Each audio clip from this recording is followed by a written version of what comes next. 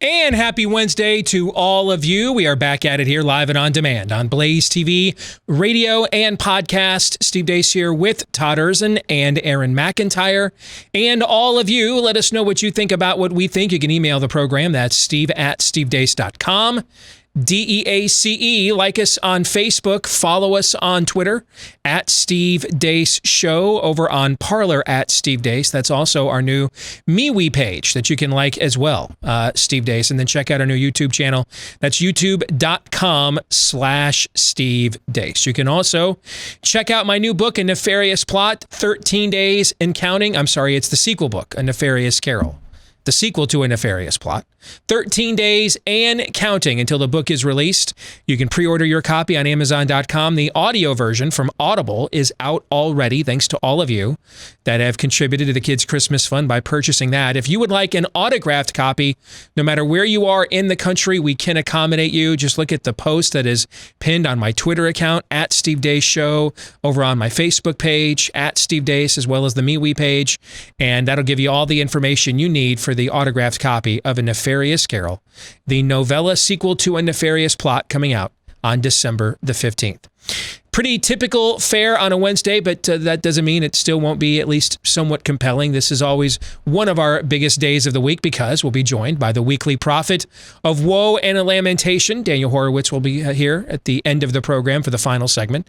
One of our most popular segments before him. That's buy, sell, or hold when you guys set the agenda. But before we get to all of that, here's Aaron's rundown of what happened while we were away. What happened while we were away, brought to you by Michigan. The Michigan State Senate heard witness testimony of election fraud yesterday. Some of the witness statements were pretty damning. My name is Melissa Carone. I am a resident of Wayne County. I have a background in IT and cybersecurity. I was contracted by PDS staffing to work with Dominion Voting Systems, assisting with IT at the TCF Center. What I witnessed at the TCF Center was complete fraud. The whole 27 hours I was there, there was batches of ballots being ran through the tabulating machines numerous times, being counted 8 to 10 times. This witness says he saw ballots showing up at 4 a.m. the morning after the election at his polling location. No, I was there from 3 or 4 in the morning. I was there at 10 p.m. to 5 a.m. They were in mail sleeves, you said? Mm-hmm. Did anybody have any earmarkings of who they were carrying these ballots? Were they carrying them? Were they on a dolly? Yeah, they were on a dolly. Do I know who they were? Absolutely not. Was there any particular reason you didn't ask for a supervisor to question, the ballots coming in on a dolly? Or Well, I didn't figure I needed to because the lead counsel that was supposed to be there was taking tally, and I was there standing right next to him. So I figured he was kind of the person that was overseeing the whole night. But that's what we were told. No, we were talking directly about why are these coming in. We all thought it was interesting that these ballots were coming in so late. Senator Ted Cruz has called on the Supreme Court to hear the emergency appeal on the Trump campaign's Pennsylvania election challenge. The Trump campaign has filed a lawsuit in Wisconsin aiming to disqualify more than 221,000 ballots in the state's two most Democratic counties. Attorney General Bill Barr said yesterday he's found no evidence of widespread fraud in the presidential election. Learning Spanish today, today's phrase is, you'll never find what you're not looking for. Nunca encontrarás lo que no estás buscando.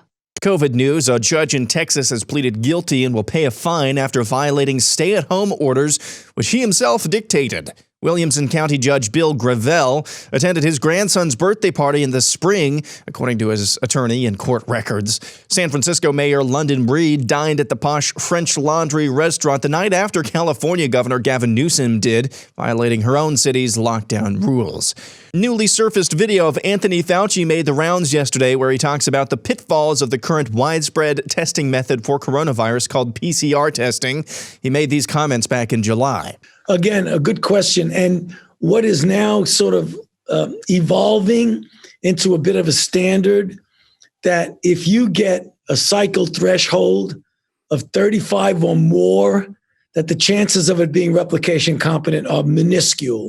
Essentially, what he's saying is the vast majority of positive tests for COVID-19 are probably not infectious cases, echoing the New York Times expose on PCR testing from August. New data from Fairfax County, Virginia's largest school system, shows F grades are up by 83% amongst students this year.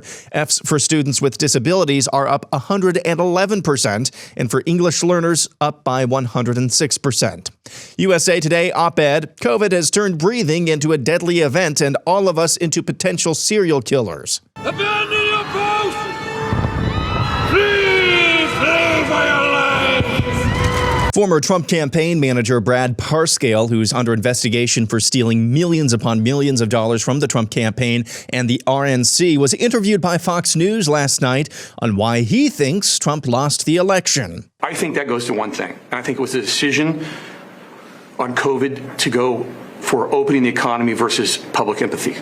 And I think a young family with a young child who were scared to take them back to school, wanted to see an empathetic president. Moving on, the actress Ellen Page wants you to know that she's now identifying as a straight white male by the name of Elliot. Chuck Schumer, your thoughts? Joe Biden said that on his first day of office, he will give transgender students access to sports, bathrooms, and locker rooms in accordance with their gender identity in all federally funded schools. Do you think he has the ability to do this, and do you agree with this decision? I agree with the decision, and I know he'll check things out thoroughly legally. And finally, how elitists think, courtesy of J.P. Sears. I can assure you, we the elite are not motivated by money. Money's a poor man's currency. We're motivated by control. If you thought it was a thrill to make a bunch of money, just wait until you have control over a bunch of actual people. It's way more thrilling. That's why we make up rules to protect people. Do you know what the feeling's like, knowing everyone's putting on a mask to cover their identity just to go into a store? And we're not even there, but they're doing it anyway? That's how much control we have over them. It's intoxicating. Some say it's kind of like playing God, but not true. It is playing God. And that's what happened while we were away. Aaron's Montage brought to you by Patriot Mobile, in the season for giving. And Patriot Mobile is back with a brand new Christmas promotion just for you until December the 19th. Get a Samsung A11 for yourself and someone close.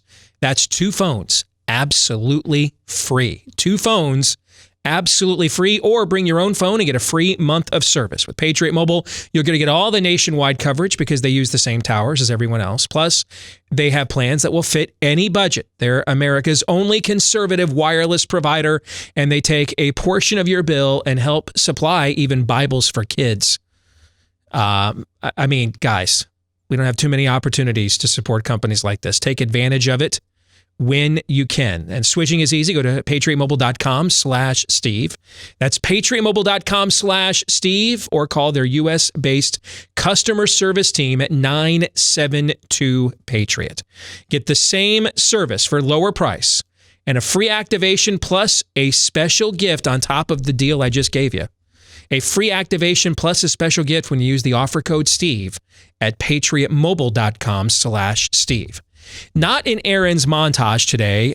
The folks over at Project Veritas came out with some more secret recordings, and this is of internal staff conversations with the CNN content team, including the president of CNN. And there's no news there. That's why I'm sure Aaron didn't include it. There was nothing you didn't know. It's just funny and sad to have it all confirmed for you, but you knew all of what he has in there. But as a follow-up question to what O'Keefe came out with yesterday, for the overtime today, we're going to ask and discuss this question. Is it time for James O'Keefe to turn his attention to Fox News? What's going on with some of their internal dialogues over there? Is it time for us to maybe figure out what they're up to, what they're doing? If you want to watch that today, we are going to record it right after the show this afternoon, and then it'll be uploaded for you at blazetv.com/Deace. If you're already a subscriber, you can go there and watch today's overtime and all the other exclusive content we do each day here at Blaze TV. If you're not yet a subscriber, that's also where you can go to subscribe for a discounted rate at blazetv.com/Deace. Speaking of Fox News, who exactly cares what Brad Parscale thinks? Anybody? That might be the answer to the overtime question. It might be. I mean, I'm. We've done this in the past where certain controversies have emerged, and we're like, no one cares about this, and we've kind of walked through. Hey, show me the composite of the voter who responds to this controversy or message. You know what I'm saying? Mm-hmm. And they get up and they're like, entire mindset is changed because, oh, I didn't know this. And I'm glad you told me. And so now I'm going to do yin instead of yang, right? We've done that many times the last few years. Along those lines, who got up yesterday at Fox News and thought, let me run this up the flagpole because I think the guy that was running Trump's campaign when the forecast told him he was going to lose 40 states, I think people need to hear what he thinks about this election and where he's coming from. I mean, who cares? Who in the Fox chain of command thought, guys, I really think we got to give some precious airtime to Brad Parscale. On top of all the issues that Aaron cited in his montage, he wasn't good at his job. I don't know him. Never met him. I know a few people who know him.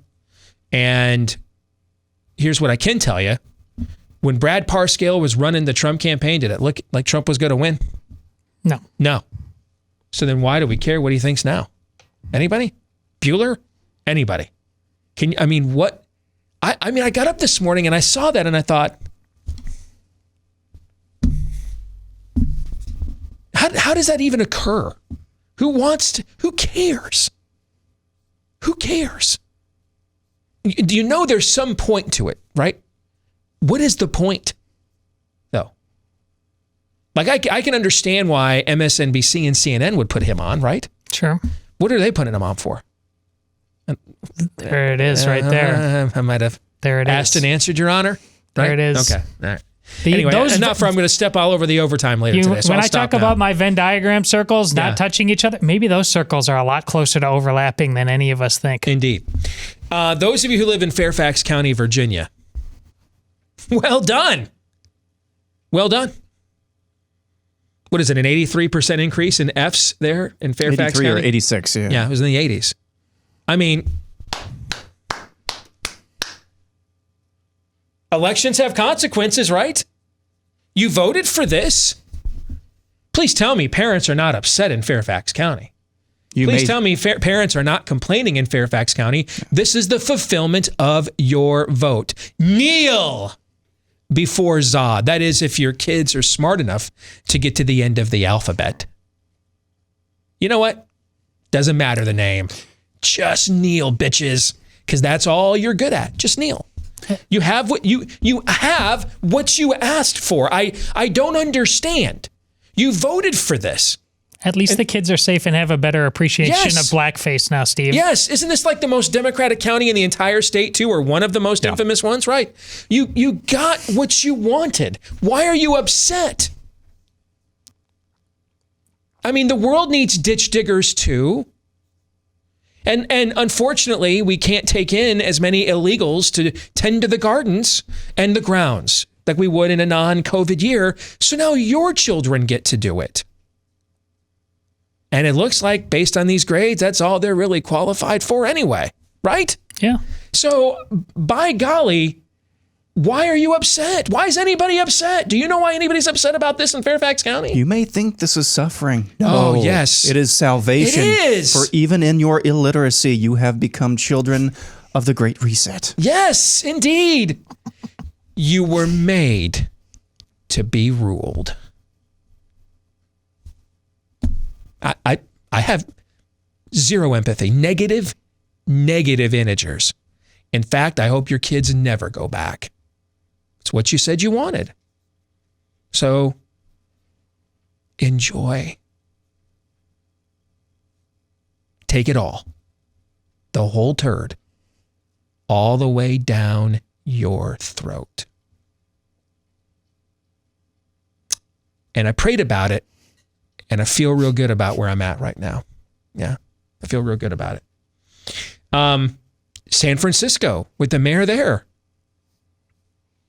You should be honored that she stepped over the carcasses of your now closed businesses to violate her own edicts. Why are you upset? What percentage of the vote do you think she got in that city? 92? 88? 102. Right? 109, in fact. Yes, indeed. Mail order valley. Dude, are you kidding me? Vote a couple of times. That's exactly right. Yes. You got what you wanted. This is what you voted for. So don't complain. Praise. On your knees, plebe, where you belong, and praise your overlords. Every last one of you. One of the most striking things, I know the dangling participle of Anthony Fauci on the PCR testing is just sitting out there. I got to tell you, I'm Anthony Fauci'd out. I am. And I know he's essentially going to be ascendant lizard king here starting on January 21, more than likely. Yeah, he's basically the Built Bar of progressive medicine, so buckle up. I know this, and so I wonder if that's part of why I just can't even right now, just because I know I've got to... it was like when you used to play House of the Dead when you were a kid. Remember that? And you had to reload the gun. Reload, right? Remember that? I just know I'm going to have to reload for the next few years, more than likely. So for right now, I just can't with Anthony Fauci. I can't. And I'll have all kinds of opportunities, more barring a miracle. I will have all kinds of opportunities starting in January to get my Anthony Fauci on. You know what I'm saying? I think I need to pace myself because I'm Anthony Fauci'd out. Okay. One of the most striking things I have seen in my career, and I've said that a few times recently. Okay. One of the most striking things I've seen in my career is at the same time, Attorney General Bill Barr is telling the Associated Press he has seen no widespread evidence of voter fraud that would have altered the outcome of the election. A woman is testifying under oath on television to the Michigan State Legislature where she is specifying in great detail voter fraud that would overturn the result of an election.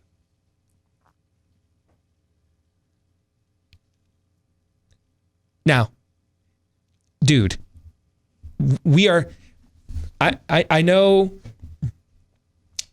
in the heat of an election, even our show got some of its partisan on. We do our best to try to still maintain some level of objectivity, but once you get invested in an outcome, it gets harder, right? It does. That's just human nature, right? That's just human nature. So instead of pretending like we're immune to it, we are probably stubbornly contrarian enough to withhold from that aspect of our frailties longer than maybe some people. But in the end, we're still human and succumb, right? There's a level of objectivity lost. Just admit it. Have some self-awareness. There's a level of objectivity lost once you get invested personally in anything. There just is. All right? And it's just best to admit that and then factor that into your own observations and analysis of the situation and know, all right, I'm coming from a position where I have a kind of a bias here and just acknowledge this going in, right? Yeah. As the election gets further and further away, more and more of that is starting to simmer down somewhat. And I want to make sure to reset something we haven't talked about for a few months on this show. We still are the official position of this program is still total depravity. And it's going to be for as long as I'm in front of this mic anyway, right? So the chairs around me might change, but as long as I'm sitting in this one, it's going to be a total depravity show. The first word of total depravity would be what? Total. Total. That means only people that we disagree with politically, correct? Total means only some people, right? Is that what it means? Only some people? Is that what total means? No. No? Total means what? If you look up total in the original Greek, Aaron, what does it mean? Total. Total. It means the word total. And total would be what? Everything and everyone, right? Does that include ourselves? You just have me thinking of Trump talking to that kid on Christmas, and does he believe in Santa? Oh, that's probably marginal at this point. I can't get marginal out of my head in Trump's voice. All right, so is it possible that this woman yesterday is our side's Julie Swetnick? Is it possible? Of course. Of course it is. Of course it is. I mean, yes, she takes a risk by outing herself, putting her name on this, no doubt. She might face the dreaded social media mob. Oh, no. I mean, who knows? She might get ratioed. Aunt Petunia may not say a nice thing about her on her Facebook page. You know, I mean, that's most of what the blowback is. It's just, unfortunately, that cripples most of America these days, right? Now, there have been some serious threats against these people, no question about that. That's another reason why you go public, because it's, now that you're out there in the public, it's kind of harder to Jeffrey Epstein you. You know what I'm saying? Mm-hmm. Okay. But let's face it, dude, whenever the conservative speaking circuit gets to start back up again, is she going to be in demand at all for the next couple of years? You know what I'm saying? Yeah. All right, who's speaking at CPAC first? Me or that chick? Oh, that chick. Okay, I think it's close, man. It's like, I couldn't even get the question out. You're already laughing, right? Okay. I mean, there's no question that she could become a right of conservative media Cato Kalin here, if you know what I'm saying, yes. Right? Okay. So is it possible she's a dang liar? Yeah. Yeah, that she went there and perjured herself, right? That she's a glory hound. She sought a microphone and just said, man, these conservatives are so desperate. They once made a national name out of a chick who was in the movie Clueless for 10 minutes. I want a piece of that action. You know what I'm saying? Mm-hmm. And so I'm in. I'm your Huckleberry. Grift knows no team jersey, right? If you want to know what happened to the Tea Party, that's what happened. Grift. That's possible here, right? Oh, yeah. Now, there's another possibility here. What would the other one perhaps be? She's telling the truth. She's telling the truth. Is it probably given the specificity by which she spoke yesterday and the fact that she did so under oath, by name, on camera? Would it be anything in between either of those two options? It would seem not. No.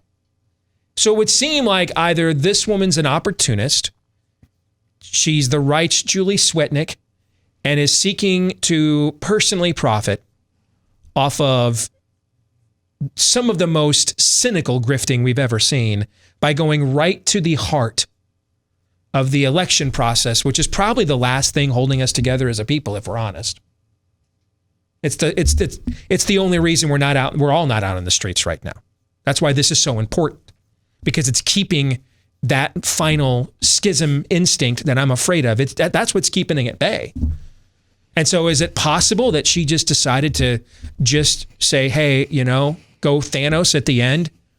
You know what? I hired some assassins to take out the Archduke Ferdinand and start this and spark the powder keg. And in the end, I'll just put the thing on and do it myself. I'll just head down to the Michigan legislature and call me kerosene. I'm the cow that kicked over Mrs. O'Leary's land and I'm starting the fire. It's either that or she presented under oath very specific evidence of fraud that would have overturned an election. I don't see anything in between. Maybe I'm just odd, but I kind of feel like we should want to know which it is, right? Right? Depends on who you think we is these days. I hate to go. I mean, the definition of is. I'm kind of looking around and I'm like, I'm like Steve Carell in The Office. I mean, like, I'm doing that a lot. How many people these days, no matter whether they're talking about this or anything else, really want to know what the truth is? And you know what? And I thought about this when I posed this question that I'm talking about right now this morning on social media.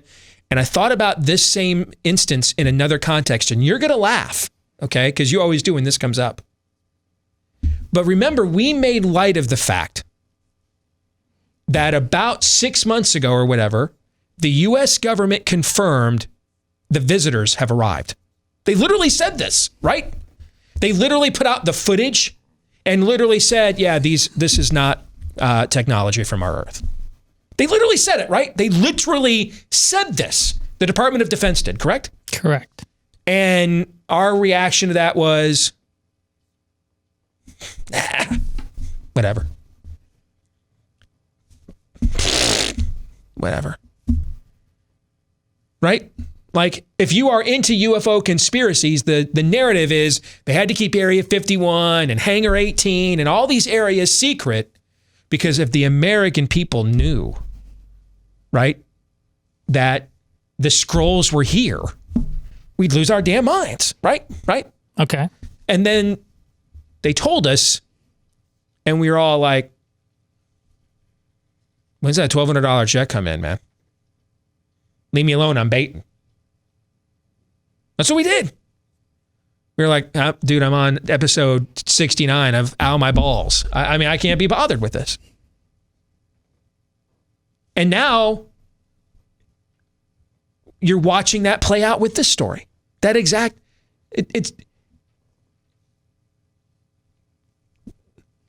we're dead, folks. This is whitewashed tomb. This is, we just don't care. Mm-hmm. We just don't care. It's not we're emotional or easily persuaded or easily herded to some kind of we don't care. We just don't care. We just don't care. They told us, yeah, aliens are here. Yeah, whatever, man. I don't care. Whatever. Some chick went to the Michigan legislature, said, yeah, I just stood there and just watched them change vote chest. You know, I just watched them do it all night long. Pour one out, man. 5,000 G. And the attorney general's like, whatevs. I mean, it's just, I mean, this woman ought to be hung as a traitor to the United States, and I'm dead serious about that. You make an accusation like that and it's not true. But you would do that because of what it would do to the public, right? Mm-hmm. Is it doing that? No. So then I guess it just doesn't matter. Nothing matters. Literally nothing matters. We just can't be bothered with really anything.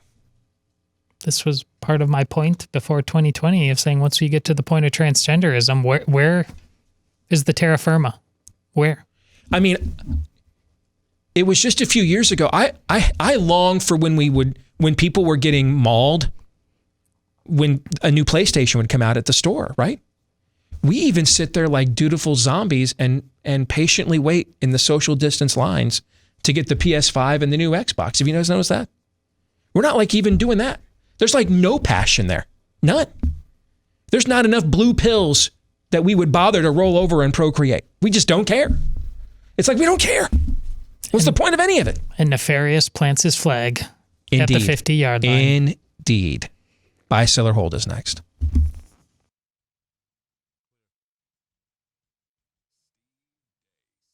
Yeah, losing your hair is no fun. So let's talk about options. Here's one. You can go to your doctor for a hair loss treatment prescription and then visit the pharmacy and try not to go broke just to avoid going bald. Or you can try Keeps from the comfort of your own home, where you're going to get the same doctor-recommended, FDA-approved hair loss treatment, but Keeps offers the generic versions, so you get those at about half the cost. And one more thing about Keeps you're going to love is the convenience. It's all online. Just answer a few questions, snap a few pics of your hair, and a licensed doctor will review your info and recommend the right hair loss treatment for you that's shipped directly to your door. And so how about a third reason? Even bigger savings on your first order, 50% off. So the big savings with the generic versions and another 50% off your first order when you go to keeps.com/grow. That's KEEPS, keeps.com/grow. Quick programming note for those of you that love the old school Christmas specials like I do. Now, my kids don't want to watch these with me anymore, because they're too old and cool for this now. Although, it's funny, my oldest is about to head into her 20s, so now she wants to go back and relive these again. But, the two younger teenagers, they're too cool to watch these. Are we talking Rankin and Bass and all this? Yes. So I just watch them by myself. That's how much I love them. I just watch them with myself. But one thing I noticed when I went searching for them yesterday is for many years they have aired on, well, it used to be ABC Family. They have some stupid name for that channel now. What is it? Is that Freeform? Freeform. Yeah. Anytime the commercials come on, I have to hide my children. Yes. Yeah. It's honestly, it's just no, that is true. We learned the hard way a few years ago. DVR, don't watch them live. DVR, so you can just fast forward through the commercials. Which it's a stupid name, by the way. What does that even mean? Transgenderism. Okay. That's probably what it means. That you think that's what everything means, though. Because it does. Yeah, that's true. Thank you, Todd. That's true. AMC now is airing those. So now Freeform apparently has decided, dude, we're just going to stop lying to you. We're not airing these anymore. So the American movie classics, AMC now has the old Rankin Bass Christmas, like Nestor the Long-Eared Christmas Donkey. And one of my top 5 favorites is the 'Twas the Night Before Christmas animated version with the mouse.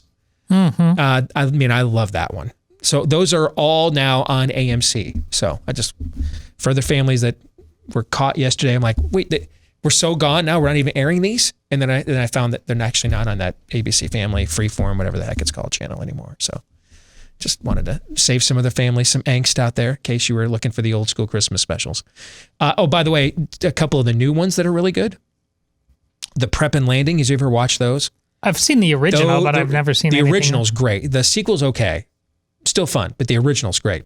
Those are actually now on Disney Plus, by the way. So, all right. So enough of that. Let's get to Buy, Sell, or Hold. Each week at this time, our producer, Aaron, with a lot of help from you in the audience, gives Todd and I a series of questions, predictions, statements, etc. Todd, you and I decide, are we buying that because we think it has merit?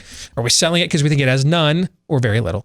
Or are we like, we have no idea because it is 2020, so we're just holding everything, right? So that's how the game is played. No topic is off limits. Aaron, you're up. We will start all of these coming to you via Parler with Todd, who says Iowa State's Matt Campbell is the next head coach of the Michigan Wolverines. I would hold on that. I don't know what's going to happen with Harbaugh. In any other year, I would analyze it that he's going to salvage whatever shred of dignity he has left while he still is a commodity in the NFL, and there will be a slew of NFL jobs open. And get out now before this thing craters any more than it already is. Right? Mm-hmm. What has this year taught us? Whatever will be the worst potential outcome for a situation, more than likely predict that, right? So the worst outcome here is they don't have the stones to get rid of him.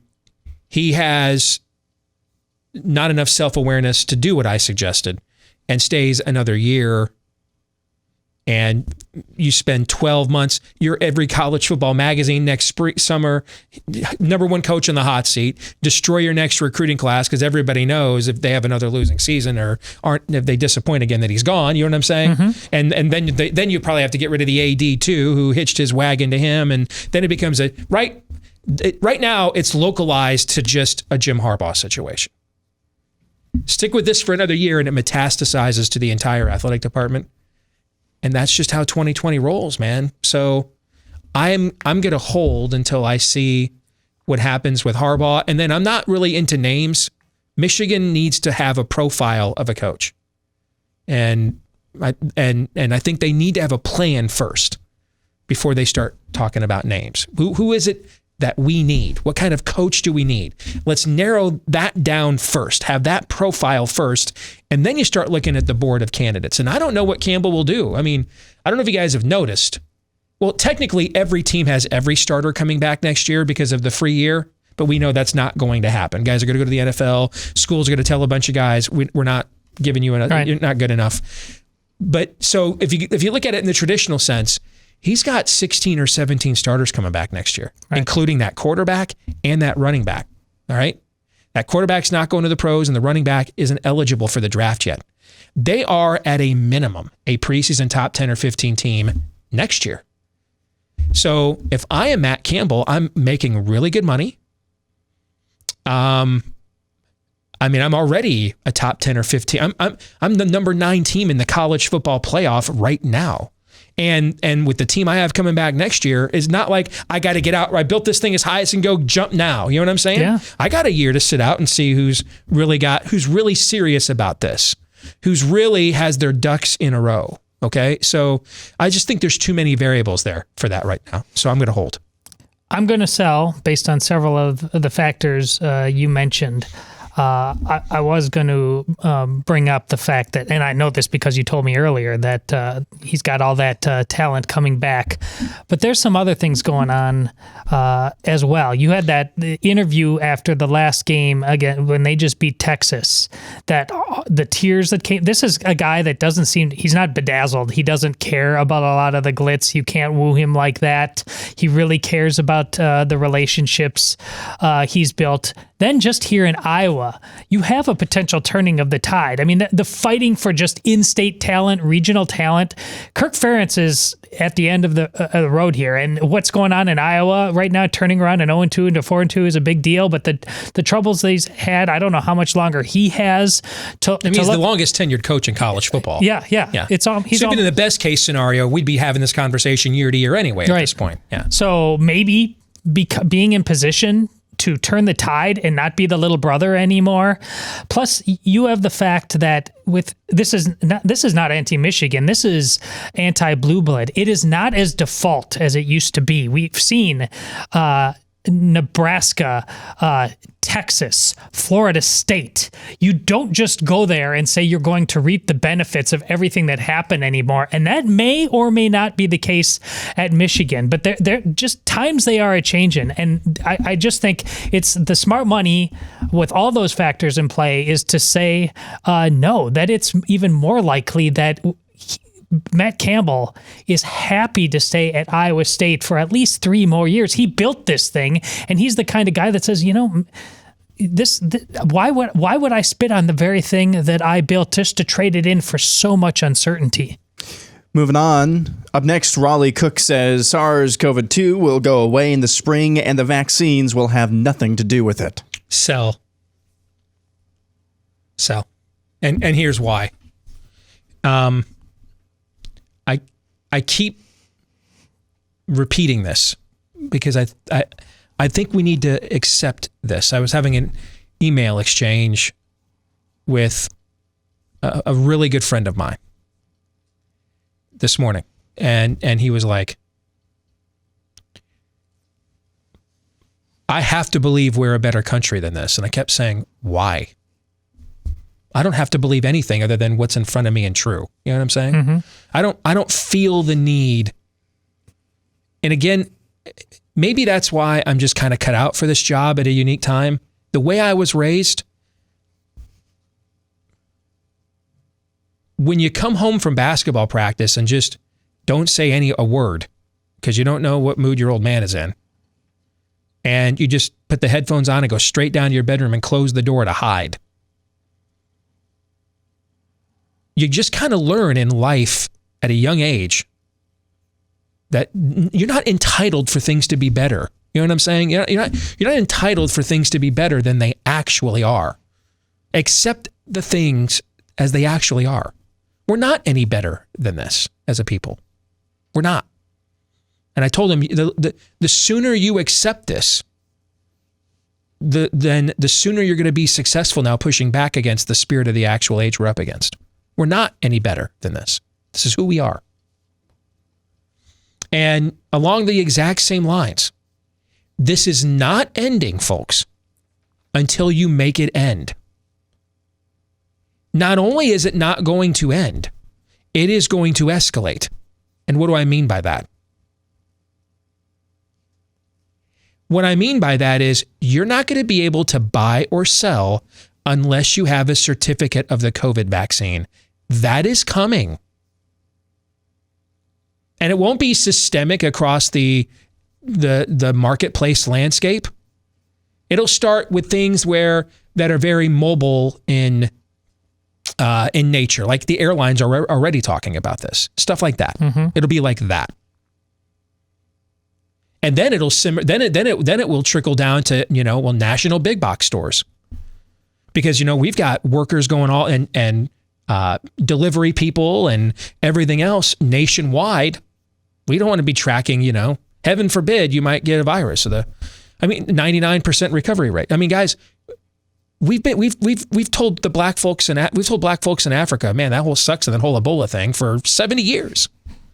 When a bunch of white suburban Karens in their brownstones and colonials didn't want to come out of the house for a virus far, far, far, far, far less lethal. We spent 13 years trying to get a vaccine for the first SARS. It went nowhere. Because in the end, there really wasn't a big pharma, a big pharma motivation for those poor people in Taiwan. You know what I'm saying? All right. None. There was none. But suddenly now, white folks with discretionary income in the suburbs, Karen won't go back to the movies, won't come out of her home and let her kids go to a ball game ever again. They'll take the vaccine and pay for it a couple of times. That's right. Warp drive now, baby. Are you kidding me? Yes. You have granted the incentive. And Steve, why wouldn't this virus just go away the way the first SARS went away? Well, the first SARS went away because we didn't dial our testing module up to 79 to do everything we could to test it out. And so when we say that the first SARS went away, we don't mean that one day we just got up and it was poof, gone. Meant that outbreak ended. The pushback against that outbreak was successful. And then the virus mutates down and down and down and usually devolves into some form of a seasonal flu or variation of a cold virus. That's what we mean when we say it went away. We're talking about not the virus itself, the outbreak. That's what we're talking about. The outbreak ended. We don't want this to end. Test everybody, test everything. You got together with your families. We were just talking about this yesterday. Get together with your families. Everybody get tested. Assume that you are a carrier. A newspaper where I used to write, guys. I used to write for USA Today. And it wasn't 20 years ago. It was like 10 minutes ago, okay? Running columns, we're all serial killers if we breathe. We don't want this to end. There's too much money now in sustaining this. Next year, you're going to get just like I laughed about the shingles vaccine sign at my local grocery store. Now with a shingles vaccine that might work, right? We were laughing about that a few months ago. Next year, you're going to get this was the actual COVID vaccine that might actually do something.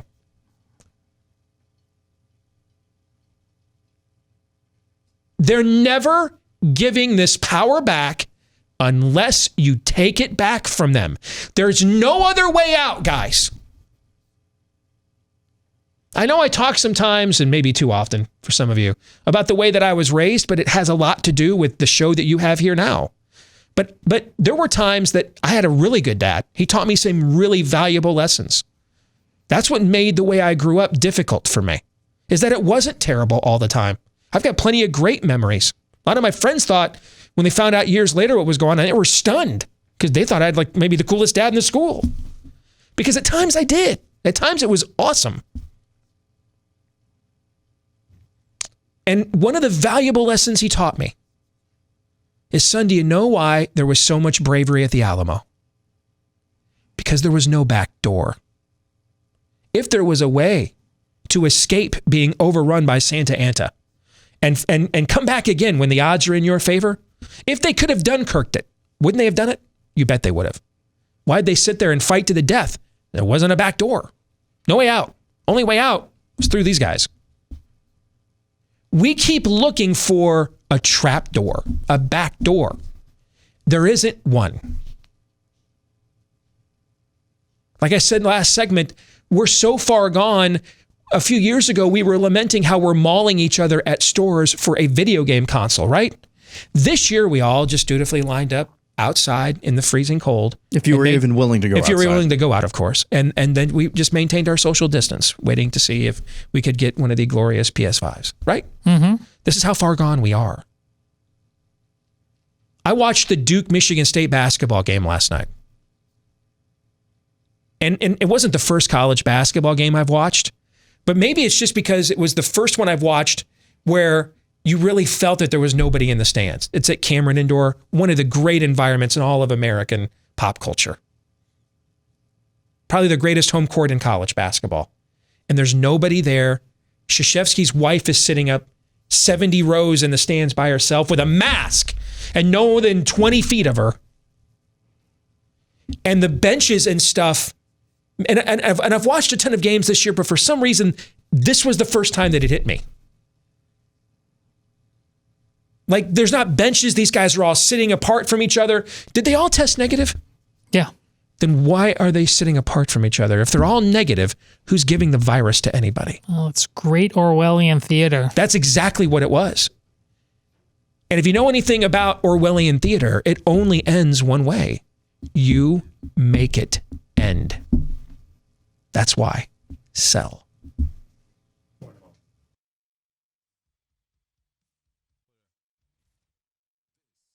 And we're back with Hour 2, live and on demand on Blaze TV, radio, and podcast. Steve Deace here with Todd Erzin and Aaron McIntyre and all of you. Let us know what you think about what we think. There's a lot of ways to engage with us right now. Like us on Facebook, on MeWe. Look for Steve Deace there. Follow us on Twitter at Steve Deace Show. Steve Deace over on Parler. Look at our brand new YouTube channel as well at youtube.com/Steve Deace. That is where you can go right now if you're not yet a Blaze TV subscriber, but you want to watch that entire Scott Atlas interview from yesterday in its entirety. It's up on the YouTube page right now at youtube.com/Steve Deace. And then don't forget, you can email the program as well, steve@stevedeace.com. That's DEACE, steve@stevedeace.com. If you're a podcast listener, leave us a 5-star review if you like the show. Hit that subscribe button as well. Thanks to all of you that have done those two things. And the more of you that keep doing it, the more it will help the podcast to grow. So thanks to all of you. Coming up at the bottom of the hour, the weekly prophet of woe and lamentation. Daniel Horowitz will be joining us. I've got an extra little pep in my step. I just had my noon Built Bar with, again, that strawberry flavor. I've been holding out, saving it. The chocolate-covered strawberry they put out for Breast Cancer Awareness Month. And man, it is really, really good. You have never had a protein bar this good. You have not even had some candy bars that are this good. You want to try it right now. Well over 20 flavors now because they're introducing a new white chocolate line as well. Every one of these bars covered in real chocolate, less than 200 calories, up to 20 grams of protein, less than 5 grams of sugar, 4 net carbs. So yeah, if you're getting ready to do that again here soon, this checks every box. BuiltBar.com, BUILT, the best protein bar you've ever had with the texture of a Three Musketeer. No terrible aftertaste either. At BuiltBar.com and use the code DACE right now to get 20% off your first order. BuiltBar.com, promo code DEACE. All right, let's get back to it. Part 2, buy, sell, or hold. Aaron. We'll go next to Greg Barnes, who says Patrick Mahomes could retire at the end of, I'm going to change this to next year, and be a Hall of Famer. Because he needs to play 5 seasons. Or be in the league 5 years. That's right. You're right about that. Here's my only hesitation. Are we saying first ballot, like right away, or eventually? Eventually. Okay, eventually, then I'll buy. All right? Because there's a lot of talk that a guy, I watched every play of his career, Calvin Johnson with my Detroit Lions. There's a lot of talk that because he retired early, I mean, he still played 8 or 9 years in the league and put up insane numbers.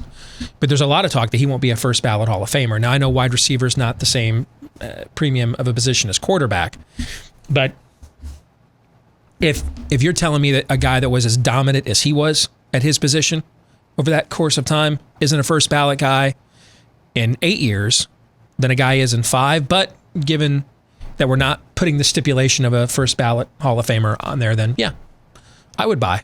Especially if it was like an injury situation, like what happened with Terrell Davis.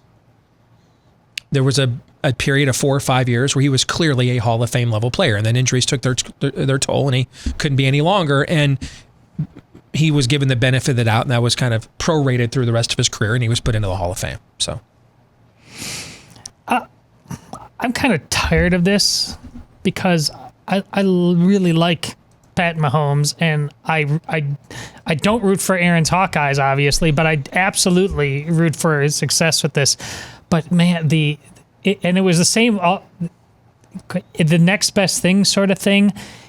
Let the man play a career. According to the Sandy Koufax rule, if he just decided, you know what, I'm done, or within football, to some extent, Barry Sanders, going out that way, he wouldn't not be a Hall of Famer just because he decided to retire early. The NFL is incredibly fun because of Pat Mahomes. So I'll buy, but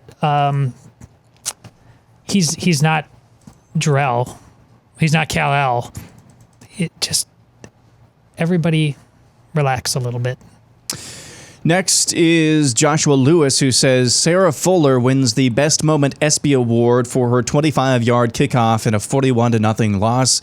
Then she lectures all the nominated athletes about cheering on their fellow nominees. Bye.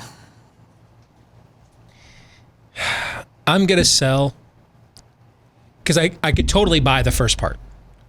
But I'm not comfortable yet.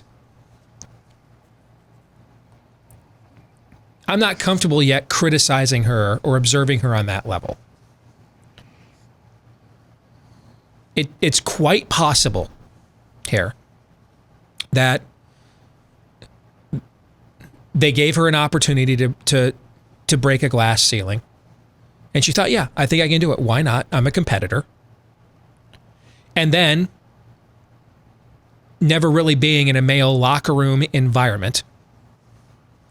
I mean, guys, we're all married, right? Yeah, you haven't been married as long as Todd and I have. But when we lose something of value, a job, a contest, a game of our favorite sports team, or we're angry or upset about something and we are ready to lash back, most of the time, not always, but most of the time, what is our wives' instinct to do in those situations? What is it? What is the woman's instinct to do? I'm not sure we have the same wives, so I'm not sure. Are you really going to tell me your wife is like, here is some kerosene, honey?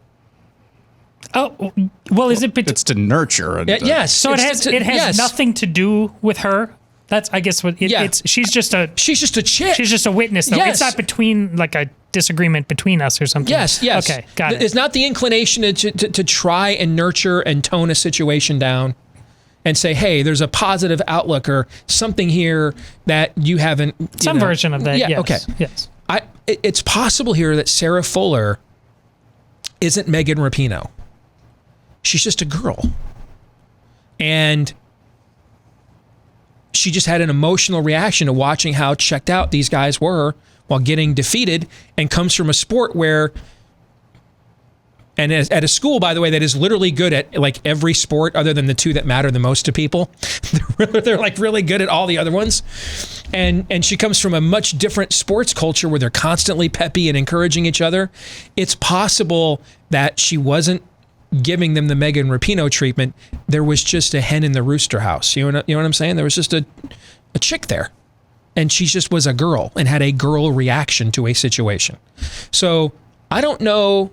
Now, I fear the media reaction gets to the head of somebody like that and turns them into a Megan Rapinoe type, if you know what I'm saying. Okay.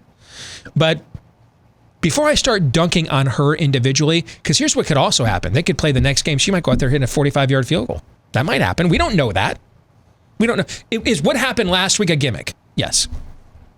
Is what happened last week not worthy of like any of the praise it is receiving? Yes. But do we know that she might not go out there next week and hit the some 50-yard field goal or even a 30-yard field goal? Do we know that? Do you know that?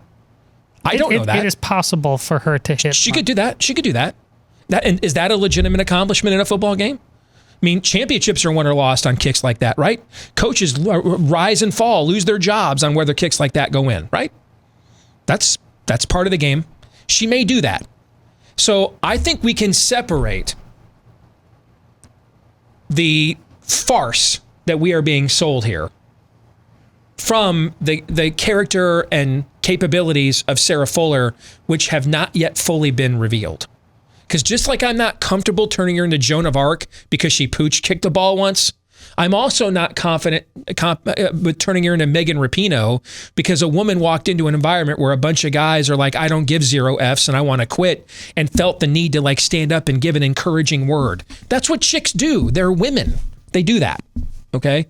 So I think you absolutely crush, kill, destroy this fake virtue signaling farce. But I would kind of wait and see what we know and learn more about the young woman known as Sarah Fuller before we include her in our lament. Just my take. Well, I'm buying for whatever reason she got into it. It's all in or nothing now. And this game called football was not like developed around the kicking game. Back when kicks were made, it was by the guy who also played quarterback or receiver or running back. These were all-purpose players. It's gotten specialized now, and you can continue to do that farce, but she'll never be a football player, and it's because she's a girl. And I say this as a father of 4 daughters, but I don't lie to them either. They're not going to be wrestlers either.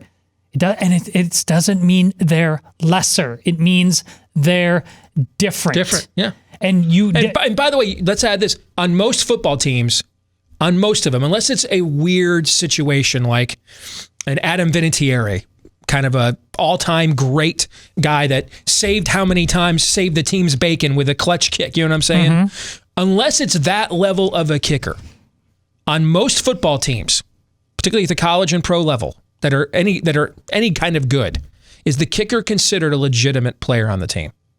No. Even when they're guys. Most football players will tell you, I hate kickers. I hate the fact that I went out here and sweated my manly parts off for 60 minutes and nearly lost a limb, and then it comes down to whether some 170-pound dude in a single bar face mask puts the ball through the uprights or not. Which is why some of these Vanderbilt football players now we are hearing throughout Kick are possibly going to boycott their next game because they feel like they've been wrapped up in a farce, and they're right. They have been. They deserve better. They're the ones breaking bones and bleeding out there. Up next, we've got 1 John 3:16 through 20. Die Hard is a Christmas movie classic. I think you have to define what's a Christmas movie. Is it any movie that takes place at Christmas, or is it a movie that is specifically about the themes of Christmas? Okay. And I also think I think the whole debate around it is kind of silly. It started off as like a 1-season early social media kind of, and now it's gospel, and I hate it. It's not a Christmas movie. It's arguably the greatest action movie of all time that happens to take place at Christmas. That is gospel. I'm okay with it, and something like this. You keep Christmas in your way, and I'll keep it in mind. I don't see a need to argue about it. I know we did a video about this several years ago here. I think it was before we came. had the Blaze partnership. Was it? We were still CRTV at that time. I think we were still CRTV. And I mean, I took part in it and stuff for fun because it's meaningless. And I think this debate is meaningless. Correct. Next, 79 model Chris says Mount Rushmore of worst president of the United States middle names. It has come to this. 2020 has come to this. Presidential middle names. Yep. I love it. Okay. Warren Gamaliel Harding. Rutherford. Actually, I think Gamaliel as a middle name is kind of dope, actually. Oh, I'll take it. Yeah. Rutherford Burchard Hayes. No. Yeah, that got you beat up in school, even back then. Richard Milhouse Nixon. Yeah, that's bad. Gerald Rudolph Ford. So that's one part. Second part. I don't think Rudolph's terrible. Yeah, Robinette will oust Rudolph if he officially becomes 46. Joe Biden. Joe Robinette. Wow, I guess I just now learned that's his middle name. I didn't know what it was. I did not know that. Yeah, that's instantly on there. Wow. So you guys are buying that Robinette's list? pretty bad. Middle names are supposed to be... What's your middle name? Edward. Oh, wow. Mine is James. Yeah. What's wow about Edward? But like when... Oh, that's cool. I just didn't expect that.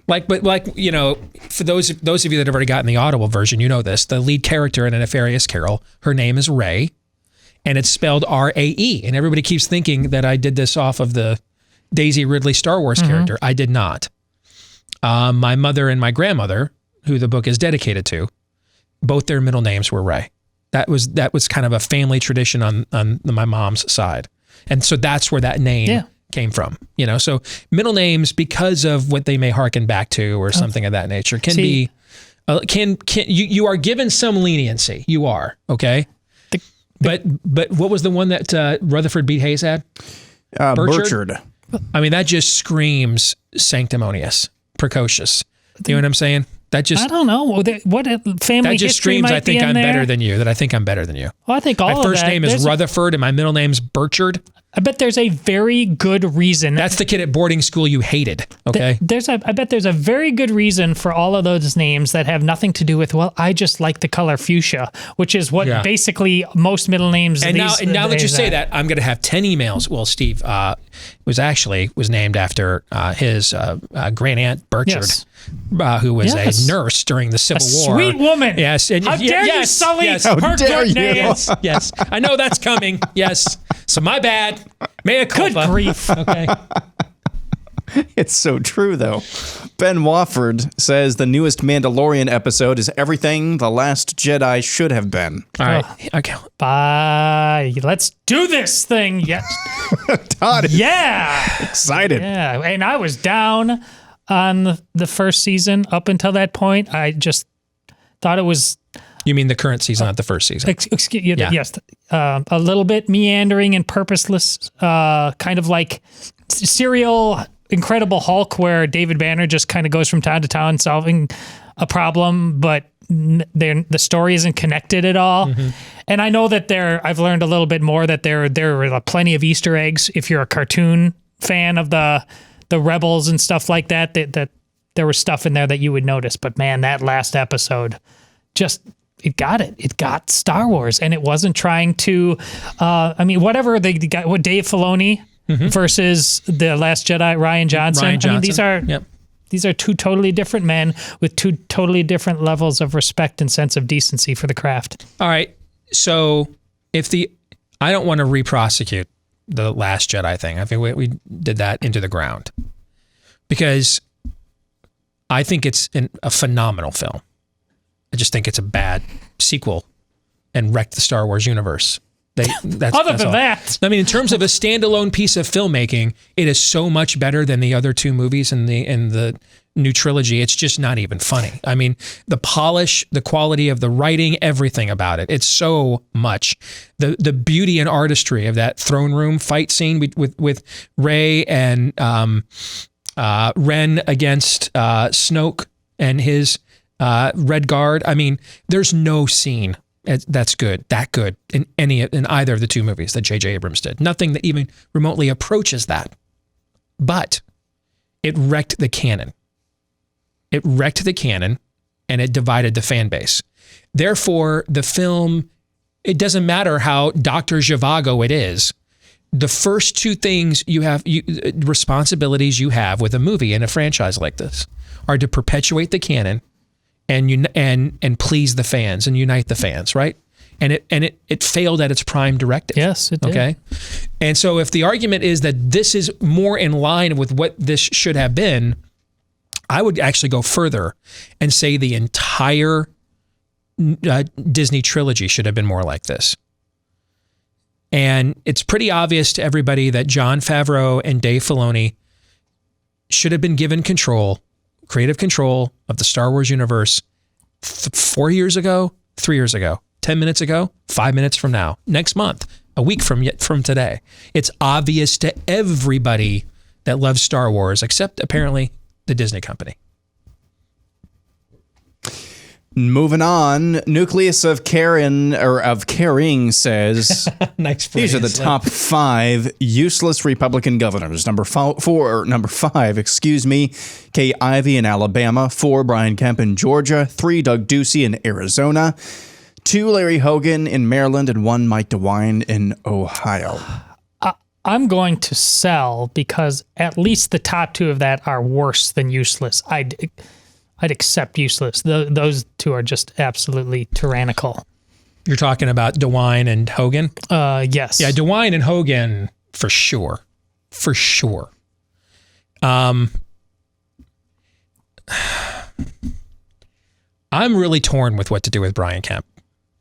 I don't know enough about Kay Ivey down in Alabama other than what's in my email inbox, and it's never good. Okay. Too many rhinos, too little time. I can't follow her exploits in COVID stan, but I'm torn with the Brian Kemp thing because the first half of this year, he was one of the best governors in the United States of America, right? I mean, he was the first one that really stepped into the breach and took on the panic porn Leviathan, right? Yeah. He was the first one. Yeah. The first one. And was masterful and courageous at how he pushed back on that. We can't forget the shows we were doing in April, May, and June following what he was doing there. I mean, he set the bar. And for how this has transpired at the end,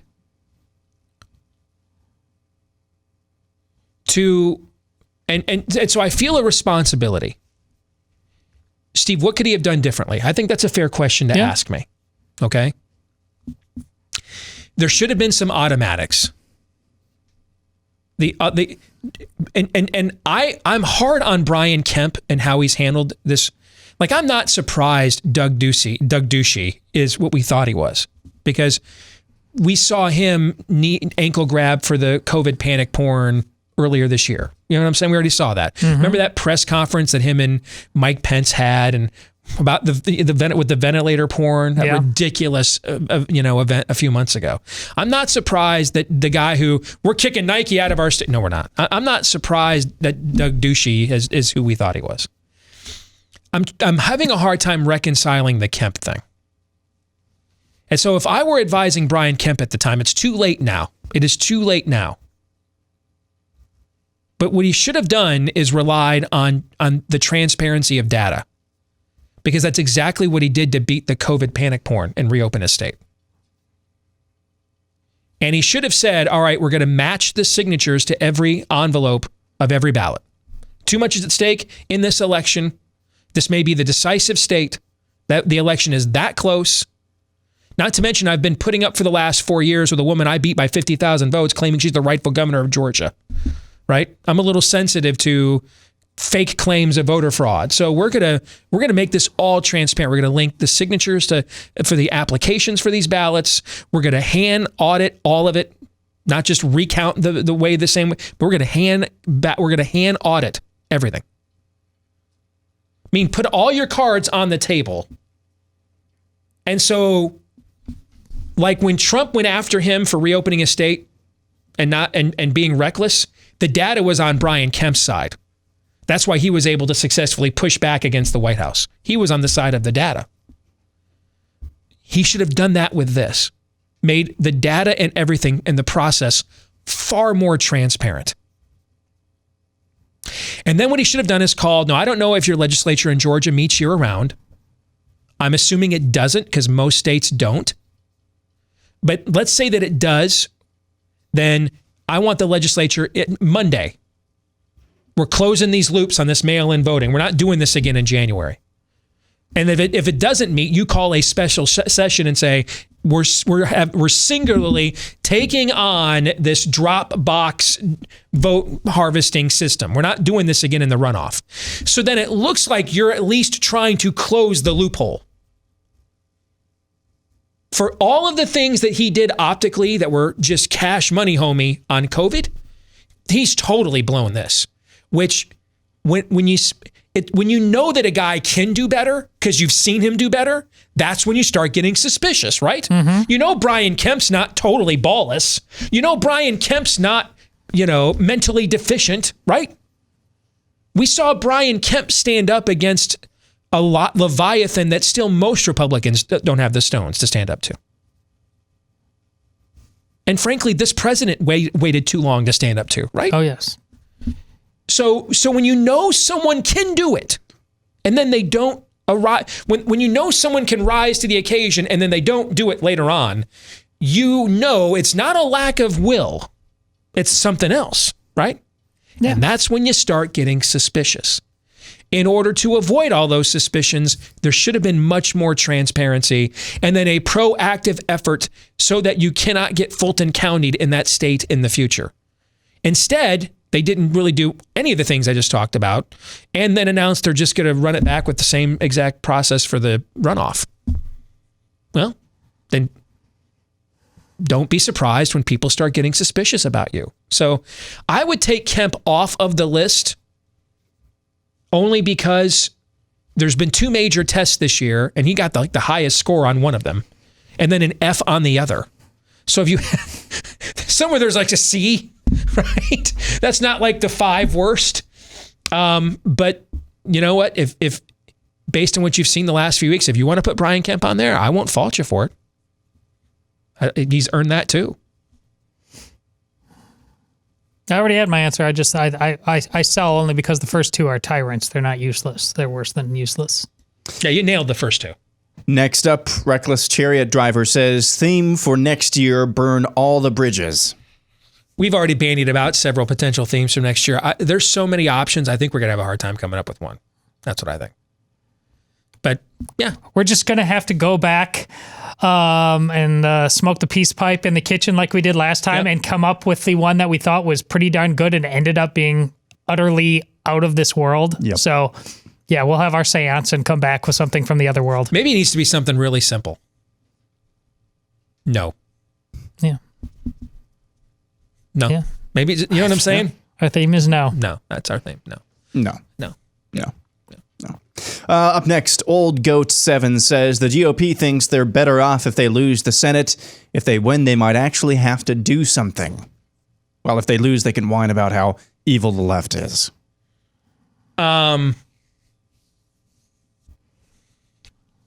Sell because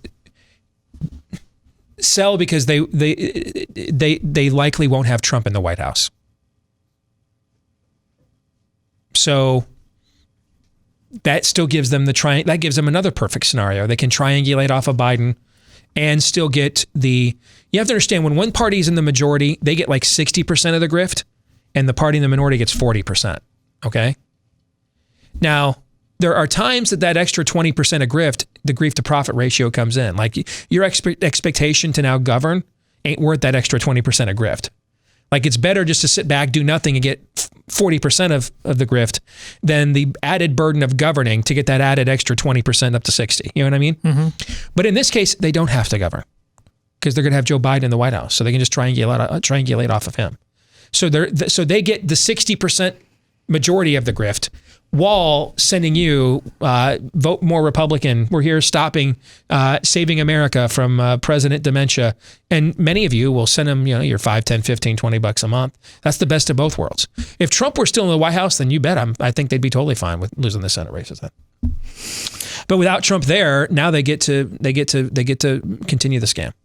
I'm going to sell because the lay of the land is a little bit different. They might not know what to do about it. They may not really care enough to want to do something about it. But when they see the pillaging and looting of cities, they see Biden right out of the gate of this let's all come and reason together. And they're doing, he and Schumer, two old 70 to 80-year-old guys talking about transgender bathrooms. We're not in Kansas anymore. And there's nothing even close to Tip O'Neill, Ronald Reagan in terms of an expectation of decorum and normalcy kicking in. The world's getting outright weird. And that sort of default, they might be able to count on it this day, this week, but it's not going to be there long term anymore. And I think they know that on some level. Clan McLeod says Mitch McConnell will write a strongly worded letter to the Department of Justice to investigate election fraud on January 4th. Bye. May or may not be that exact date, but I see where you're going because it's going to be somewhere around there. Yeah. Gaby Rettinger says WikiLeaks founder Julian Assange and NSA whistleblower Edward Snowden will both receive presidential pardons from Donald Trump. I'm going to sell. You know what my default tends to be when you ask me what Donald Trump's going to do in the future? I don't know. I think that's a little too in the weeds for him. He's way more likely to give Tiger King and something like that. I could see that. I think it also comes down to, does he want to run again in 2024? Yeah. If he does, then I don't know why you feel the need to compelled to wade into that. Yeah. Okay. Because your base is very divided on those two figures. Yeah. Okay. If you're not going to run again and you want to go Elmo with the, on fire gif at the end, then cool, go for it. But we don't know. One more really quick. Constantinos Roditis says gender discrimination is real. For every yard a male college football kicker gets, a woman kicker only gets 0.77 yards. Bye. That is perfection and a great note to end it on. Well timed. All right, we'll come back, and the weekly prophet of woe and lamentation, Daniel Horowitz, will join us. Stay tuned. It is the holiday season, so why not send that special someone or someone's, or maybe even yourself, the best gift, the gift of meat. With delicious Omaha steaks, their holiday feast. It's their deluxe grillers assortment. It includes perfectly aged top sirloin steaks, along with other incredible meals, amazing sides, and those famous Omaha Steaks desserts. And right now, you can get this mouth-watering package plus 4 free burgers and a free digital meat thermometer at an exclusive price. Just go to omahasteaks.com, enter the code DACE into the search bar. That's omahasteaks.com, promo code DEACE. That's extra burgers plus an extra gift that should be on the list of any serious griller. Deliver the perfect gift.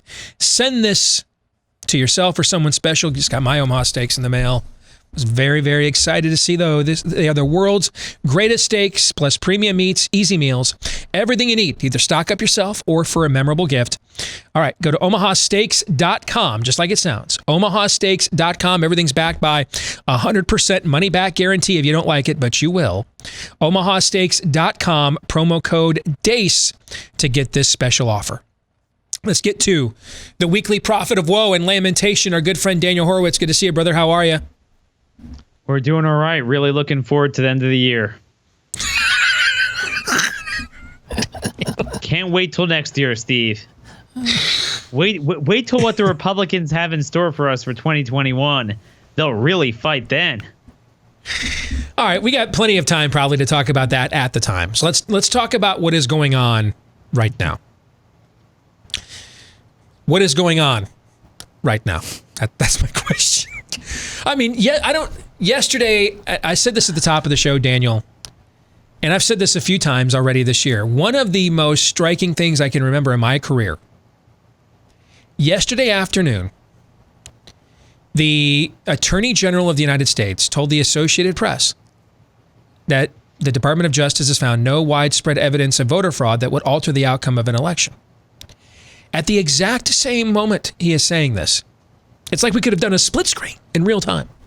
At the exact same moment he is saying this to the AP, a woman is testifying at the Michigan State Legislature under oath by name that she personally witnessed voter fraud in Wayne County, Michigan that would have altered the outcome of an election. Now, she might be our side's Julie Swetnick and therefore perjured herself and should go to prison for that, right? But it's either that or she's telling the truth. There's not really some kind of middling answer here if you watched her testimony yesterday. And it was just 2 days ago when I said, one of the most striking things I've ever seen was that hearing in Arizona with all the very specific allegations that were made there. And the Republican governor of the state thought, Doug Ducey, he thought, I think really the only rational response to all these various allegations is for me just to go ahead and certify the election now. This is truly remarkable what we are watching. Fox News decided America needed to hear from Brad. I almost lost Donald Trump 40 states Parscale yesterday. I don't know if CNN's doing their programming now too. I mean, what in the hell is going on, man? Steve, I'll tell you what in the hell is going on. What's been going on for years, except now, I guess, a larger portion of our base finally realize that when they walk in the room and they find Republicans in bed with the enemy yupping it up and asking for a nice cold beer in the refrigerator, and we go and offer it, they finally realize, hey, they're cheating on us. It's not about Trump and the election. It's about everything. So Doug Ducey, this is a guy that forever has been pushing and did push in-state tuition for illegals. He's as much of a corona fascist as his neighbor Gavin Newsom in California. You have, William Barr the entire time at DOJ has been MIA with all these cases of corona fascism, the self-defense case like Rittenhouse, where civil rights are being violated simply because of the color of someone's skin. We have, and again, I'm just going to expand it and we'll come back to the elections, but it's the same thing. This week, Jim Injustice, the governor of West Virginia. This is a state where Trump carried every single county both times by 30-point margin. The governor supposedly switched parties because of Trump. He gets up there and gives a speech on how if it can only save one life to wear a mask, even if it's only a little bit effective, what do you care? You better do it. Spews every single talking point that Cuomo does on the issues of our time. The country was greatly divided in the lead up to the Civil War, but it was only one issue. It was a big issue, but it was one issue. And after less than 30 years, when Lincoln saw the Whig Party failed to present the side of the anti-slavery constituency as rigorously as the Democrat Party fought for the slavery side of things, he started the Republican Party. We've now been here for more than 30 years where the Republican Party has stood for nothing, has failed to stand against what the Democrats are doing, and indeed, every time we have an opportunity to fight them, they join with them on the issues of our time, and we've still done nothing about it. So what we are discovering in this investigation is governing fraud, of people finally realizing Republicans have defrauded their voters. And it's not a handful of them. It's 90% of elected Republicans or Republicans that wind up serving in high prominent executive positions like the Secretary of State in Georgia and the Attorney General of the United States. This has been going on forever. The reason why we have never discovered and really come to a resolution in the Democrat election fraud and really the Democrat governing fraud on every legal and constitutional issue is because they're never forced to cross swords. We never reach that inflection point because we don't have a united party to discover that. I said on my podcast today, I gave a whole history of the 1876 election, which I think is very apt to where we are today. And the reason why they had a really, I would say it was a tragic resolution for Jim Crow, but politically at the time it solved it, where they allowed the Republican to be president, but the Democrats got the end of Reconstruction, is because every single Democrat and every single Republican fought with equal and opposing force for their side. And at the end of the day, Republicans controlled the Senate, Democrats controlled the House, just like today, and there was a stalemate, and they had to make a compromise. Democrats are never forced into that position on the election, but really any issue, because why should they? They don't have to because of Ducey and Greg something that rhymes with Abbott and the guy, Kemp in Georgia and all these people. we have been defrauded. So perhaps, Steve, while we uncover the voter fraud, maybe finally we will uncover the election fraud of the Republican Party. You mentioned Kemp in Georgia. We were talking about him earlier before you came on. And this is one of the most fascinating cases. This is just an unprecedented year. There's been a lot of things that I've never seen before this year. But I have never seen a guy in the span of 1 year. I mean, 6 months ago, I was ready to be like, dude, you want me to run your Iowa caucus operation? I mean, he was the first governor to step out there against COVID Stan. He was out there to the point the White House was even backing him up. Remember, Trump went after him 2 days in a row from the White House when he was still doing the coronavirus briefings. Remember that? And now he has at least presented the perception of capitulation. Whether that's true or not is irrelevant because we're in politics and perception is what matters. And that's what our base perceives, that he is just completely capitulated. And now we're being told, there's this big argument on our side about, make the Republicans suffer for not supporting Trump and lose those Georgia Senate races. Or if you do that, this is the last thing to save the country from socialism. And I'm like, I don't know why y'all are fighting with each other about this because George has already announced they're just going to let them run it back, man. They're just going to do the exact same mail-in drop-off voter harvesting system that they did in the presidential. I don't know why David Perdue and Kelly Loeffler wouldn't just get Fulton County too. I mean, they're just going to let them do it again. So what's the point of even having this argument? Have you ever seen a guy in 1 year face two all-time existential conflicts and then get an A+ in one and an F- in the other? You ever seen anything like that? Steve, I've never seen anything like that, and it has never existed. And I think the answer is this is not a good example of what you're talking about, because in retrospect, it's not an A+. In retrospect, what it was is very simple, and we found this with certain other governors as well. Basically, this started out as a northeastern pandemic, at least in the United States. It really didn't reach many other places. Nobody even knew people who had it in most other states early on in the spring. So, it was ridiculous why anyone was even doing anything. So there were a couple of governors in some of the, smaller states. I know it's a high population density place, but at the end of the day, it was outside the Northeast. It hadn't spread much. So it was easy, Steve. It didn't take much of a fight. I know he did get blowback, but ultimately, once the going got rough, they clamped down. And this was true of many other governors. You know this with your own governor of Iowa. You saw the same thing. She was very good until the cases came about. And you had to explain to people, this is going to go everywhere. There's no doing better or doing worse. All of them are pretty much going to get it equally when it's all done until you reach herd immunity. There is nothing you can do other than destroying your civilization in the process. There's no benefit, all pain, no gain. That takes maturity to do that versus, hey, we don't have a problem, so why are we doing this? And I think that's what distinguishes Ron DeSantis. He was willing to do it even when it was tough. And I think that's the problem. I mean, they can't face adversity, but I'd say most of these guys, it's not a matter of adversity. They just don't share our values, Steve. They just don't. And they never will. And until our side realizes that, we're going to keep going through the same vicious cycle again and again. Because as you noted, it's not just now with the mail-in ballots.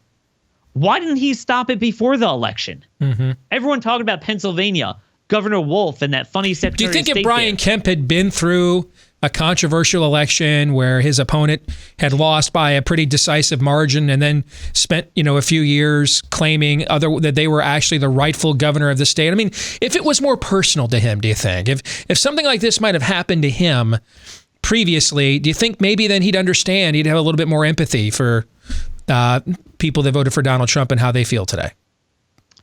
Well, yeah, but they don't want to get their hands dirty. That's kind of that's stuff. Obviously sarcasm because he's the governor of Stacey Abrams' stand. But yeah, you get what I'm saying. They get their hands dirty with looking like they're not counting votes, or you look like you don't care about COVID, or you look like you don't care about poor people, you don't care about this. I mean, everything is like that, and the Democrats have long learned how to pick their lock with identity politics. Election law has all been about that, by the way, which is why they've been allowing this cancer of voter fraud, mail-ins, ballot harvesting to grow. I've watched it and written about it the last couple of cycles, we have lost tons of races that based on ballots that are not pursuant to law. It's nothing new other than just the scale and magnitude is much larger this time. But and they did it out in the open. But this has been going on for a while, and they're just like, we'll win the next time. And you know what's funny? The only places where Trump which translates means we'll win the next time when it's my ass on the line. That's what that usually means, right? Yeah, no, exactly. But the thing is, when their thing is on the line, they're not going to have control over it because, again, they're in that same boat with the hole in it. And that apparatus the Democrats have built with, like, again, Sam Tilden style Democrat turnout in Reconstruction South in that 1876 election, where the numbers are actually pretty similar. In a lot of these places, 80, 90% turnout. You ain't beating that. I mean, that's the thing. And this is going to be the new baseline from which to start off next time. I predict rapidly we're going to have internet voting. That's going to happen very soon. They're already talking about that. They've been talking about that at some level. And, you know, look, the only Why don't we do transgendered voting? Trans voting. Meaning that this vote was originally for the Republican, but we decided that it's actually for the Democrat. And voting is a social construct, after all. It's amorphous. You know what I'm saying? Why don't we do that? Or alternatively, you know, today I'm a man, so there's the male vote, and the female vote is the second vote, and they both happen to go for Biden or the Democrat at any given time. I mean, that's the thing. There is no limit to this. They've been doing this absurdity, but the problem is Republicans allow absurdity to grow. So Democrats are emboldened because, again, you never reach that inflection point. Yep. They're never forced to compromise. See, a perfect compromise that would come out of this is that would be very parallel to 1876 would be this.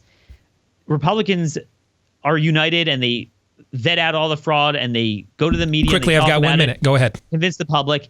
And therefore, they say, based on that, we will not vote to certify it in the Senate. They have the House, we have the Senate. We're not certifying it. That's it. What would ultimately have to happen is something like, look, Biden could be president, but we have election reform for the long term. No mail-ins, mandatory cleaning up voter rolls, cutting down on early voting, ballot harvesting, all this stuff. But again, they ain't called the stupid party for nothing. Great stuff, my friend. Good to see you as always. All right, take care. Take care. You bet. So, hey, if I would have told you a year ago at this time, hey, make sure you go get your, take advantage of the special offer from My Patriot Supply, because you could wake up one day and they don't have toilet paper in the store. You told me I was nuts. I went to Costco yesterday. Didn't have any toilet paper. Again. Had to go to Target. Almost had none. Again. There's nothing new under the sun, baby. Nothing new under the sun. I'm telling you, maybe one of these days you're going to wake up and go in and they don't have the food you're looking for. Water gone. Don't let that happen to you. All right. To get a full 4-week supply right now of nutritious meals that are the full 2,000 calories a day that you need from our friends over at My Patriot Supply when you go to preparewithdace.com.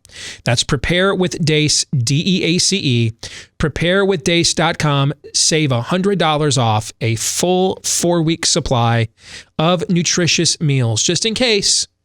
That crazy thing with the toilet paper I would have told you a year ago, you'd have told me I was nuts for saying that could happen. Happens again, except this time it's with food. All right? My Patriot Supply, preparewithdace.com. Gentlemen, a quick thought on the conversation we just had with Daniel. You know, broken Dace plus broken Daniel equals, well, that's something.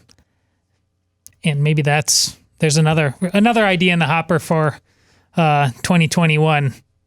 Broken plus broken equals, it ain't going to be good. He talked about how Republicans just allow the absurdity to continue, and you could do any variation of absurdity never prospers. Why does absurdity never prospers? Because when absurdity prospers, none dare call it absurdity. I just want to go back to what Todd keeps harping on, rightfully so. When you believe and fall for the lie of transgenderism, you will believe and fall for the lie of anything because it's so absurd, but you've bought the absurd. There's no bottom of the rabbit hole. There's no bottom to it. Internet voting, social credit system, all this stuff is wild conspiracy theories, and I'm 95% sure we're pretty much 95% there already. Hey, man. John 3:17.